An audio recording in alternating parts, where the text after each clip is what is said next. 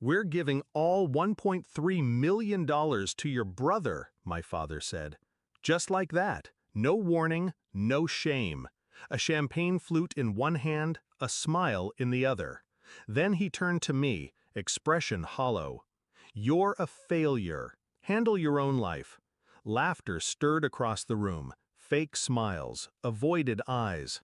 And him, Daniel, leaning smugly against the fireplace, barely hiding the grin spreading across his face like rot. I didn't say a word, but someone else did. From the far end of the room, my grandmother rose. 92, frail bones, velvet dress, sharp mind. "Now it's my turn," she said, and the room went dead silent. There was a time I thought I was the favorite. Back when I brought home straight A's, made honor roll, won academic decathlons while Daniel barely scraped by with charm and a good jawline. But that was never enough. He could crash a car and they'd say the sun was in his eyes. I could win a scholarship and they'd ask, "Why didn't you aim higher?" Still, I loved them, blindly, until I opened my eyes. The signs had been there for years. Daniel got a business loan from Dad, never paid it back. Mom co-signed for his apartment in the city. He stopped paying rent. They cleaned it up, every time, brushed it off. But when my startup faltered, when I needed just enough to keep payroll alive, they told me I should have planned better. "We don't fund hobbies." That's what they called it, a hobby.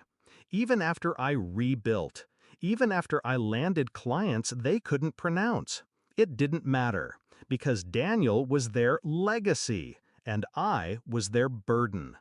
So I stopped asking, stopped showing up for birthdays, holidays, graduations that weren't mine. I built my business in silence, grew my circle smaller, sharper. I got strategic, not emotional. And I made one very smart move. They didn't know I had Gram. She was quiet at the table, but always watching. She came to every product launch, read every article about my company, sent handwritten notes with corrections and encouragement like I was 12 again. What they didn't know was that she held her own accounts, property, stocks, money none of them touched, because she didn't trust them. So when Dad stood there at the family party, wine-drunk and self-righteous, making Daniel the heir to a broken throne, I waited. And then Gram stood. She walked slowly to the center of the room. The cane clicked softly on the marble floor. Then she pulled out the envelope, unfolded it with shaking hands. "This," she said, "is a legal transfer.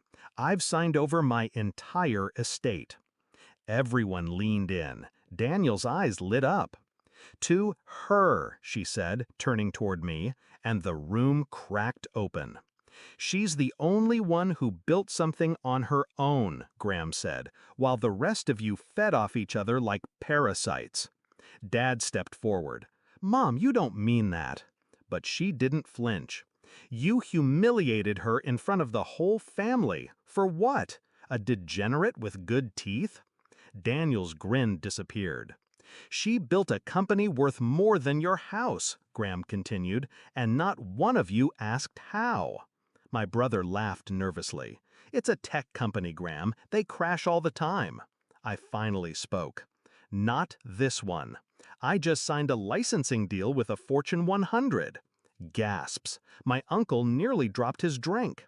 "You told us it was barely surviving," Dad said. I looked him in the eye. "That's what I wanted you to think." I moved deliberately then, reached into my purse, pulled out a thick folder, dropped it on the table. "Inside," I said, "are the acquisition papers for your family home." Their heads snapped to Gram. She nodded. "I sold it to her. Market value. In full. Took less than 3 days."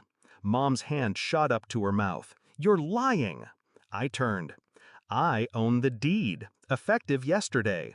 You'll need to vacate by the end of the month." The silence was surgical. Daniel stepped forward, face red. "You can't do this." I stared at him.